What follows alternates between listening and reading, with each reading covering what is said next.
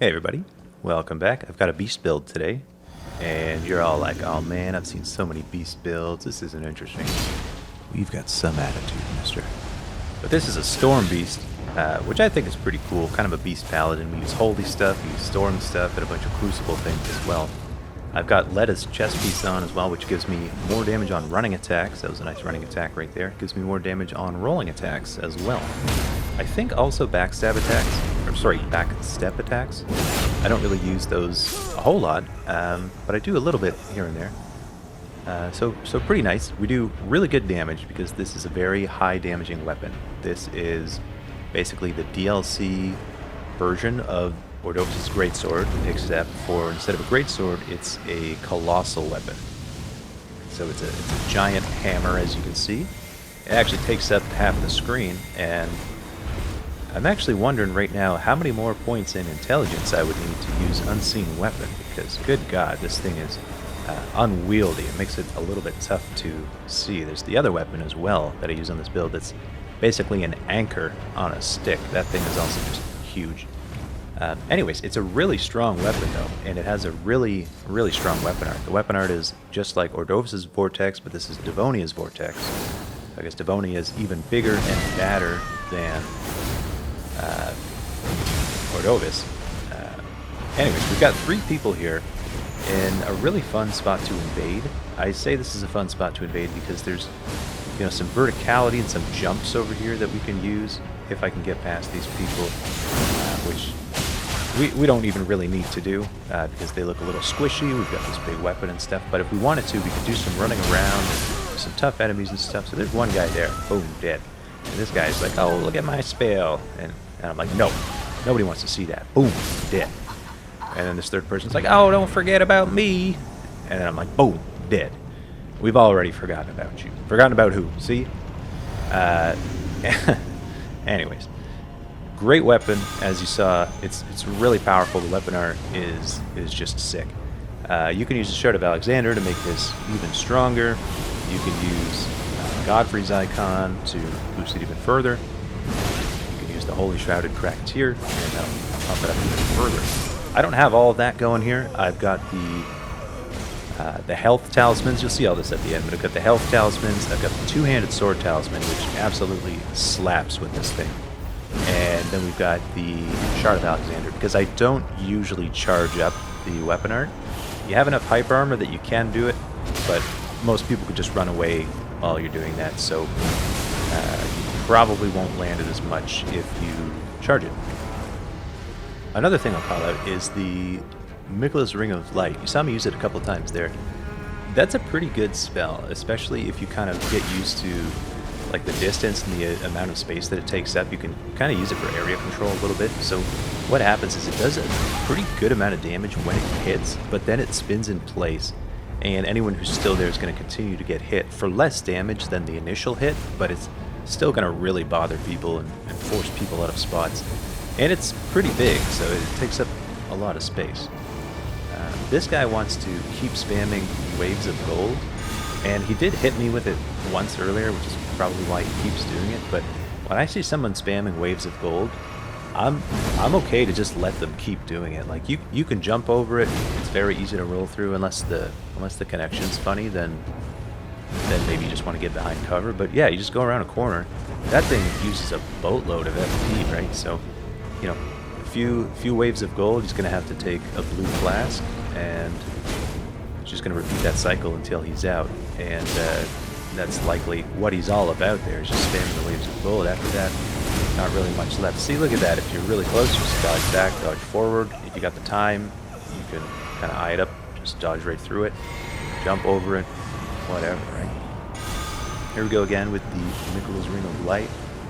See, it kind of ticks him a little bit there, forces him to run forward, though. That was the main thing. I didn't capitalize on that, but just making people move around is a big part of this game, especially if there's multiple people. You kind of have to control the space a little bit. So those rolling attacks, they really hit like a truck. You saw me land one of them earlier, and right there we finished the deal with another rolling attack, and that's because of the chest piece. There's a talisman that we could use to enhance rolling attacks even further. I don't like that talisman because I don't use rolling attacks so much. kind of feels like a waste. The other thing is, you have to help Letta kill Ansbach to do that, and I don't know. I love Ansbach. I don't want to kill Ansbach. Who wants to kill Ansbach? So here's another weapon that I'm using on this build. This is it's called the Black Steel Great Hammer, and I don't know if you noticed right there, but I did a rolling attack and then a follow-up R1 attack, or light attack, and it came out really fast. I don't know if that's a true combo on this weapon or great hammers in general. I kind of think that my follow-through hit the wall a little bit and bounced back and allowed me to just like attack again immediately or something. I'm not quite sure, but it seems like it happens a couple times, and you'll see it throughout this video. I'll try to point it out. These birds come in, they want to help me, because, you know, the beasts, they want to stick together. I'm a wolf, they're birds, whatever, but, you know, and then we just cook them. We just cook them together. We just cook a nice meal, you know? We have a nice succulent, tarnished meal, and it's a good time for all. Now, I'll tell you what's not a good time for anybody is the Crucible Bloom spell. So I try to lean into the Crucible things a little bit more with this build, and I kind of have. I use the tail and the horn a fair bit. I don't know if I got any really good clips for this video with those spells, and just the one with the breath. But I tried using the Bloom a little bit, and I think I managed to get a little chip damage with it once or twice. But good God, man, that thing is garbage. I would encourage you to give it a try. I would love to see a clip of you getting a kill with the Crucible Bloom if you have it. Drop it in the comments for sure. But yeah, that thing is ass. But, you know, it's kind of cool, I guess. I don't know. Another thing I'll mention about this Black Steel Great Hammer, so it has a little bit of natural holy damage, so even though it's infused with heavy, it does a little bit of holy damage, and it has a small faith requirement. I've got the Sacred Blade weapon art on, which gives me that buff, right? That's why it's glowing gold right now. So that gives me, I think it's like a flat 90 holy damage on the weapon. Now that's important, and you can see the double hit there. Again, 2 really quick hits with the hammer. But having the buff on a weapon that already has a little holy damage, I think is a lot more effective than putting it on a weapon that's just a strength weapon with no holy damage. Because if you know how damage calculation works in this game, first there's flat damage, and then there is your negation percentage. And when you're using split damage, you're going through 2 different defense types, which is why, you know, every time you infuse a weapon with like fire or lightning or magic, you're like, oh man, the damage just went up by like 100 and something. And then when you actually start hitting enemies, it's like, oh, why is it roughly the same? And it's because split damage is not ideal because the way damage calculation works, right?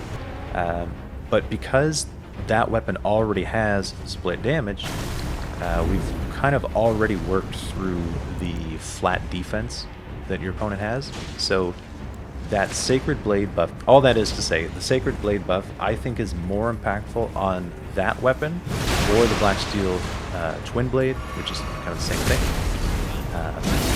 than it is on another weapon. Except for a wholly infused weapon, of course. But again, this is a build where we definitely want to go strength infused. We have a lot more heavy infused. We have a lot more strength than we do faith. So hopefully that all makes sense there.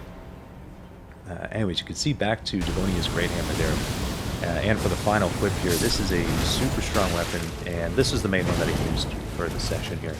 Now this guy, he's got some special powers up his sleeve. He glides around a little bit. He's got some anime-like abilities.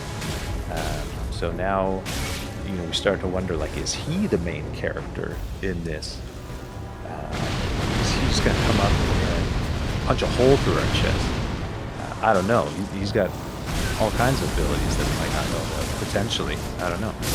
But the flies give us a little bit of a hand here, and then we just come in with the charged attack. I don't actually know which one of them was the host, but that was the final invasion I had for you. This is the build. I'll just mention the two-handed sword talisman was crucial on this build. The Shard of Alexander was really helpful as well. Same with Letta's chest piece. It definitely made a difference. Anyways, thank you for watching. I really hope you enjoyed, and I'll be back soon.